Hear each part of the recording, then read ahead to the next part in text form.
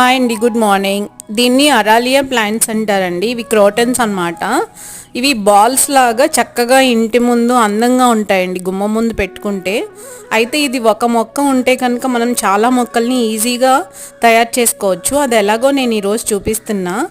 ఈ మొక్కలకి ట్రిమ్మింగ్ అనేది చాలా అవసరం అండి. మనం ట్రిమ్ చేసిన కొద్దీ అవి రౌండ్ బాల్స్ లాగా తయారవుతాయి అన్నమాట.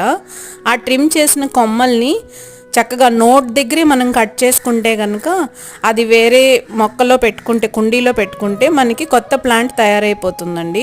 ఇలా నేను ట్రిమ్ చేసిన కొమ్మలు ఇవన్నమాట. చక్కగా నోట్ కిందనే కట్ చేసిన కొమ్మలు. వీటిని నేను ఏం చేస్తానంటే ఇప్పుడు ఎలా నాటుకోవాలో కూడా చెప్పేస్తానండి.